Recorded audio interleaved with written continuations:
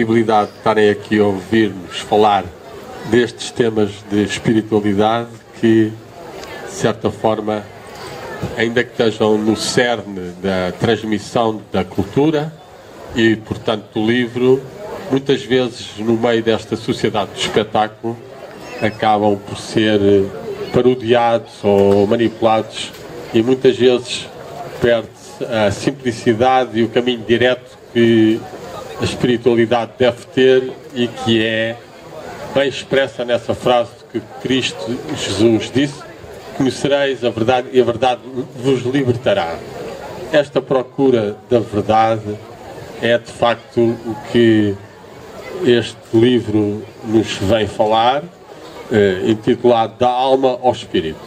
Porquê da alma ao espírito? Porque toda a gente conhece mais ou menos o corpo e fez muito uma divisão corpo-alma ou corpo e espírito. E com este título eu pretendo realçar a existência de, se nós quisermos separar, de uma triplicidade, ou uma tríade, ou uma trindade, corpo, alma e espírito. E vou tentar explicar um pouco o que é que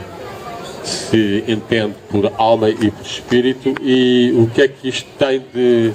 significativo para nós, seres do século XXI, com todo este tipo de informação e de globalização, e em que muitas vezes os fenómenos religiosos ou mesmo os fenómenos esotéricos são de molde a criar uma certa confusão e perturbação sobre o valor do que é a religião ou do que é o espírito. Pois a palavra alma vem do latim anima e, como sabemos, a civilização latina dependeu muito da civilização grega, e na civilização grega a palavra principal para a alma era psique, e daí que nós tínhamos, por vezes, essa possibilidade de dividir entre corpo, psique e espírito. E com o tempo, esta divisão trinitária acabou por ser simplificada demasiado, de uma forma dualista, entre corpo e alma ou corpo e espírito. Mas, de facto, quem quer autoconhecer-se e quem quer realizar mais a sua missão aqui na Terra, que é sempre uma de procurar o mais possível a verdade, a justiça, o amor, a felicidade, deve conhecer melhor a si próprio e conhecer essas dimensões que tem. E eu vou então tentar explicar um pouco o que é que se entende então pela psuque, ou psique, ou ânima, ou alma.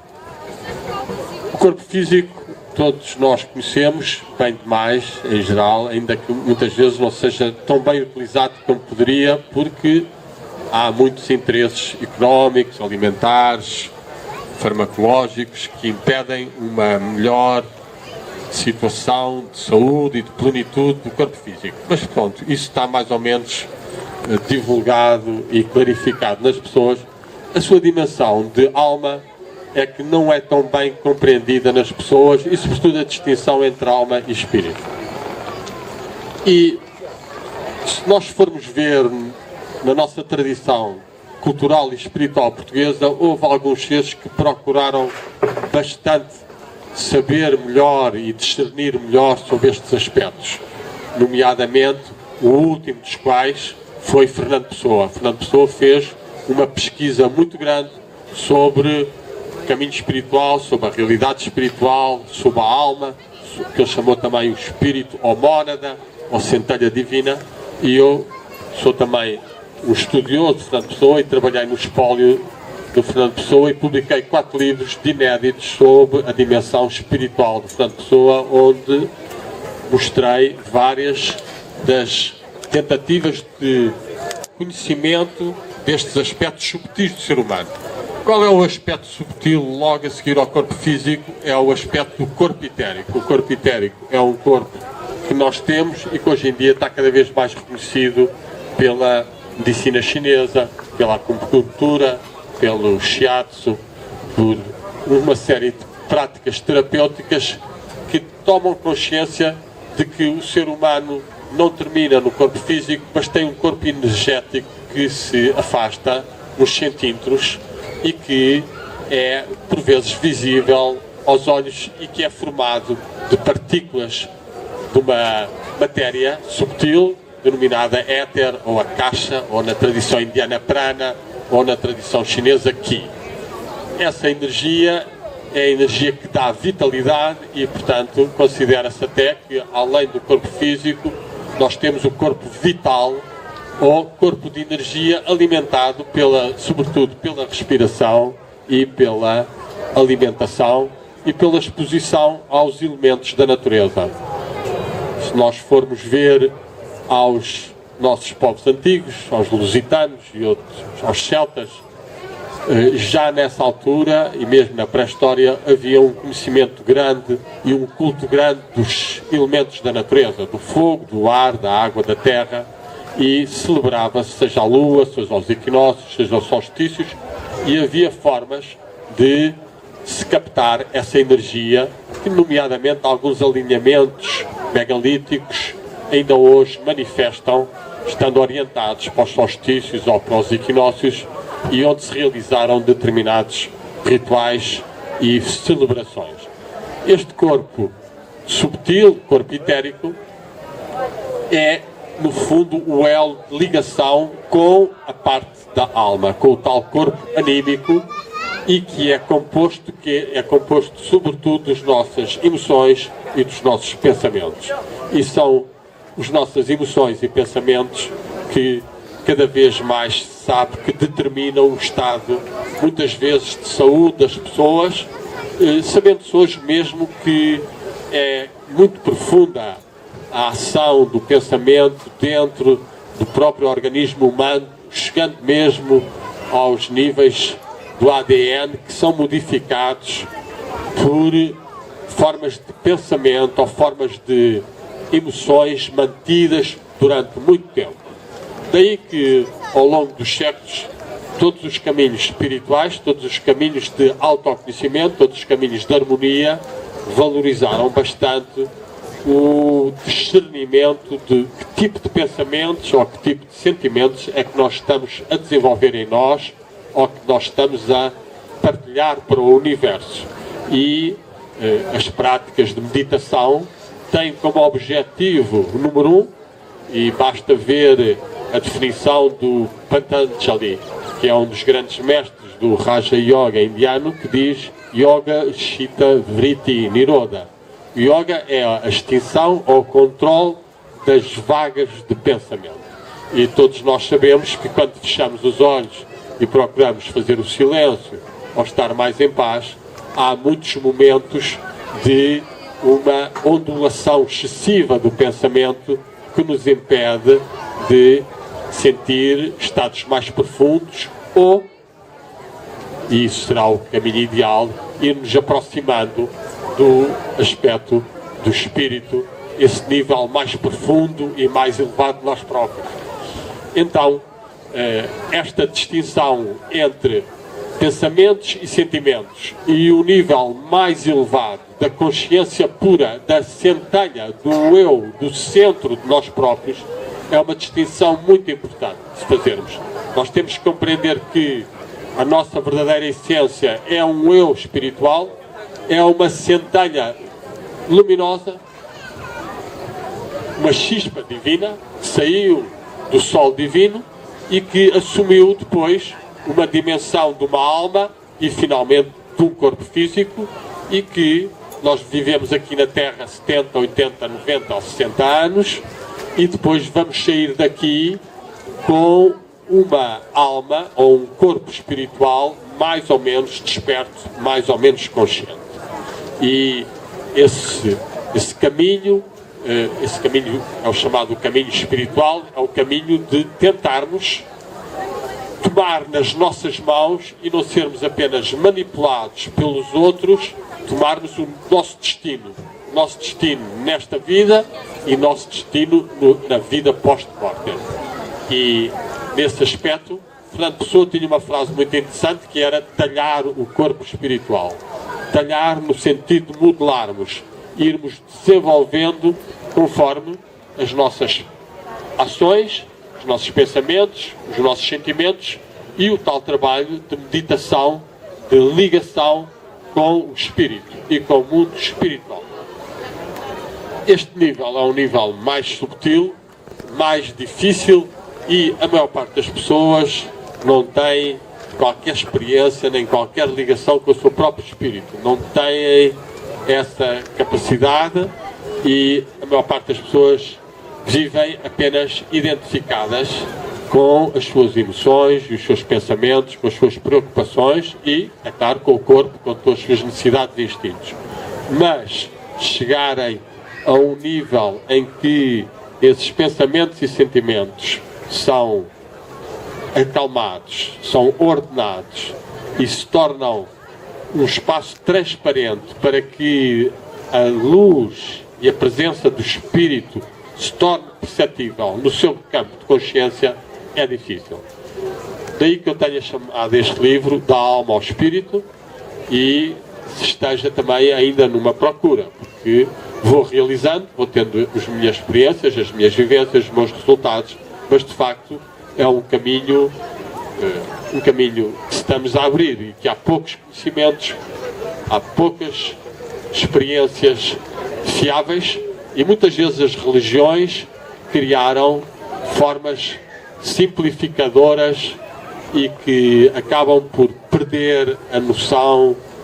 do espírito interior dentro de nós. A própria Igreja Católica perdeu bastante essa definição de corpo, alma e espírito e passou a falar só de corpo e alma, ou corpo e espírito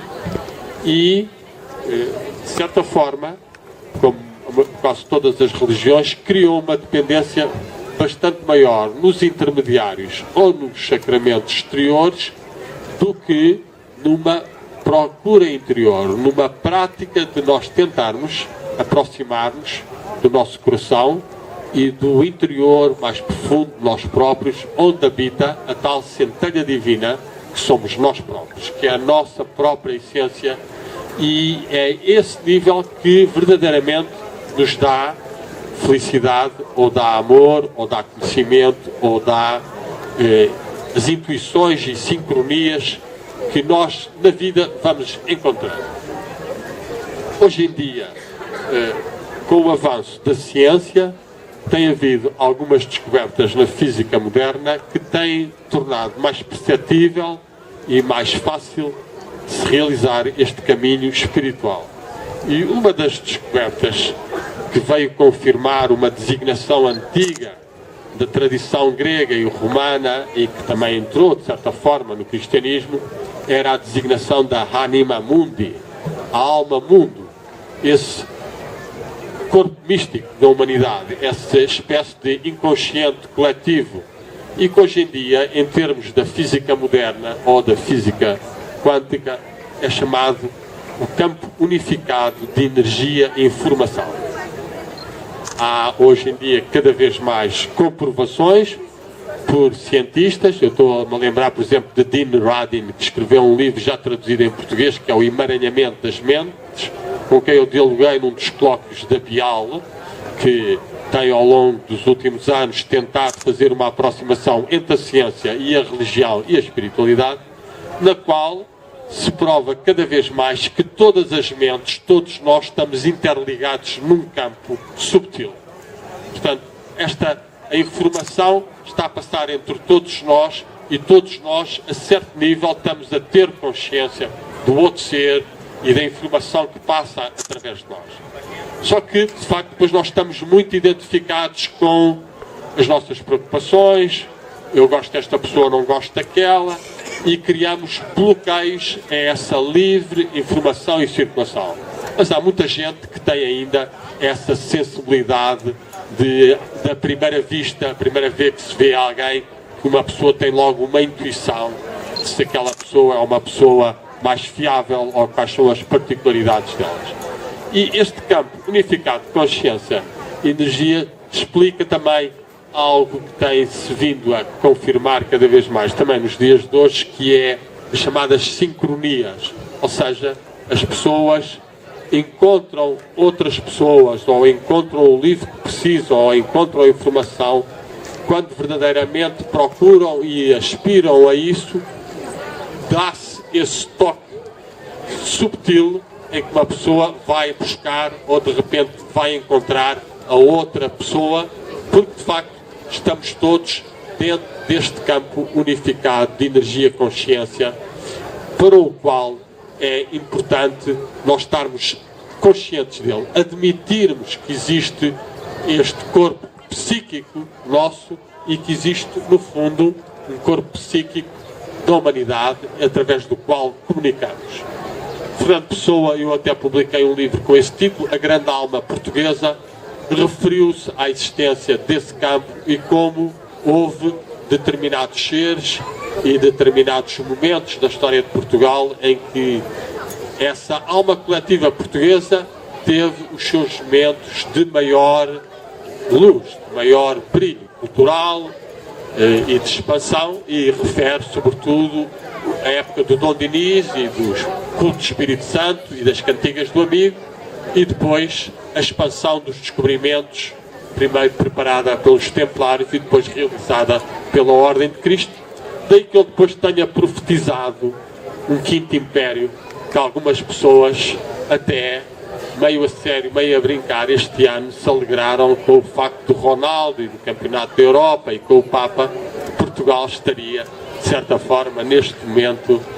a viver algo dessa maior plenitude de realização das suas potencialidades culturais e espirituais. Este aspecto é evidente que não pode ser exageradamente mitificado, nem apropriado por nós. Todos os povos têm acesso a este campo unificado de energia-consciência e, portanto, não há um povo que possa ter o Quinto Império ou que possa ter mais a realização espiritual ou a nova era, mas cada um de nós, e nos seus pequenos grupos, pode realizar e sentir mais esta ligação com a alma e com a universalidade de vibrações e de conhecimentos. Quando se fala realmente de espírito, é uma palavra que vem do latim spiritus e que é uma tradução também de duas palavras, palavra grega, nous, e uma origem também na palavra hebraica ruah, que significavam um sopro, uma força, e daí que, por exemplo, nos Evangelhos venha essa afirmação: o Espírito sopra e não sabemos de onde vai nem para onde ele vai. E de facto,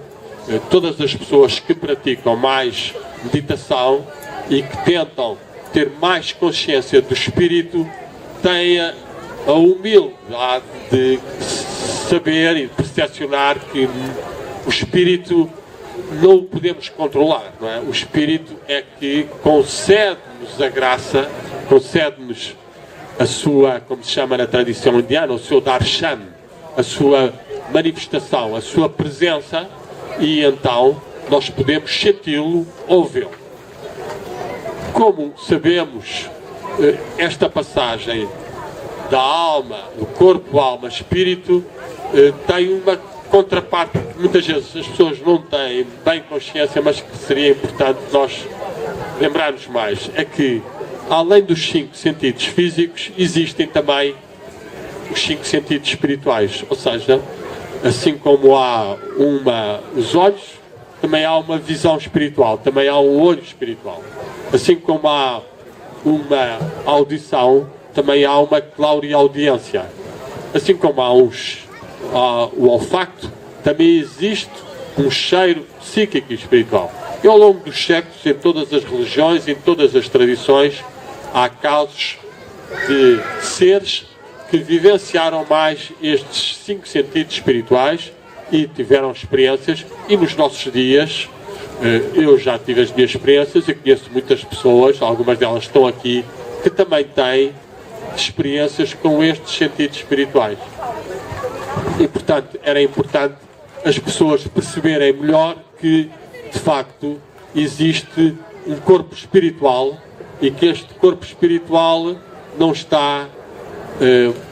cego, surdo, mudo. Não. Este corpo espiritual tem capacidades e, sobretudo, se nós as desenvolvemos, nós, quando morrermos, já vamos com o corpo espiritual desperto. Ao contrário de muita gente que, não acreditando, quando morre, vai para os planos invisíveis e fica como paralisado ou adormecido. E daí que depois, muitas vezes, as pessoas têm que fazer muitas orações ou missas e isto e aquilo, porque as pessoas não fizeram o trabalho que deviam ter feito de despertar espiritualmente. Nós estamos aqui na vida terrena para despertar espiritualmente e para cooperarmos nesta harmonia cósmica em que somos todos convidados a participar. E se não fazemos este trabalho, estamos a atrasar a marcha da humanidade. Portanto, é confrangedor nós encontrarmos muita gente, às vezes, nos jardins, a passar o tempo com isto ou com aquilo, sem desenvolverem minimamente a sua consciência espiritual, nem sem estarem conscientes que até ao último momento da sua vida eles estão a talhar, como o Fernando Pessoa dizia, talhar o corpo espiritual. Estão a qualificá-lo pelos seus pensamentos e pelos sentimentos, estão-lhe a dar determinadas cores, determinadas formas, estão a estabelecer ligações com os mundos espirituais, com os antepassados, com os mestres, com os santos, com a divindade na forma que cada pessoa a sinta e, portanto, não estão a abrir os canais, estão a bloquear e estão a atrasar, no fundo, a marcha evolutiva da própria sociedade e deles próprios. Aqui é claro que há uma responsabilidade grande das religiões que muitas vezes não dão esta dimensão de uma contínua aprendizagem. A vida é um processo, até ao último momento aqui na vida nós estamos a aprender e a melhorar o estado da nossa alma para nos qualificarmos para um post-mortem de mais qualidade. E isto tem efeitos na aura coletiva. Um país que só vibra para o futebol ou só vibra para certo tipo de vibrações mais densas, é evidente que não tem uma dimensão cultural ou estética ou ética que seria muito mais necessária para a plenitude das almas enquanto espírito que estão a participar num cosmos. Cosmos é uma palavra grega muito interessante nós termos presente, significa um todo belo e ordenado. O cosmos é um todo belo e ordenado no qual o ser humano pode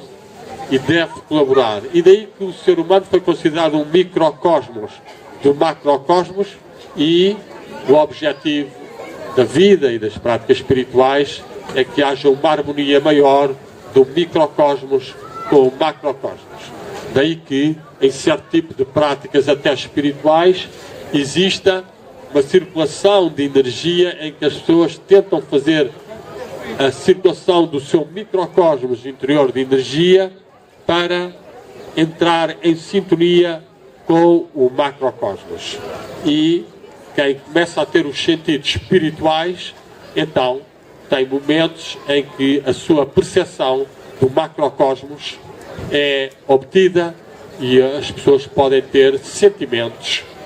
de consciência cósmica ou de consciência mais expandida, e há dezenas de livros de psicólogos, etc., com comprovações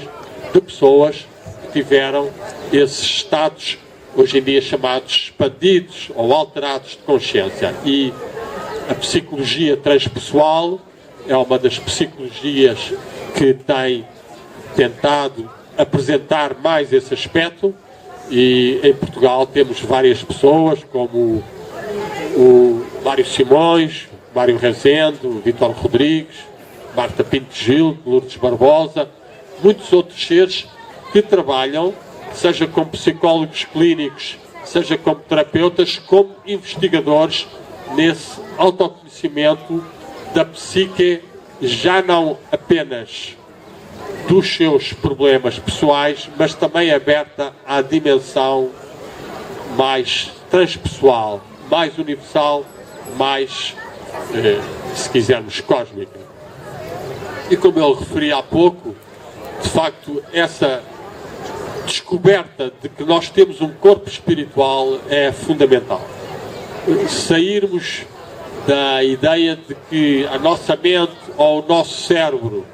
são os aspectos que nos definem completamente e que o nosso pensamento é apenas algo produzido pelo nosso cérebro e que nós estamos fechados nesta caixinha, é de facto altamente limitador do nosso ser. Portanto, as pessoas devem começar a sentir, seja descontraídamente, seja na meditação, que tem um corpo espiritual que se expande para além deste corpo físico e que há pessoas que têm experiências de poder sair deste corpo físico e que temos momentos em que nas meditações as pessoas têm o seu olho espiritual aberto e podem receber informações ou verem. Esse olho espiritual está assinalado em todas as tradições.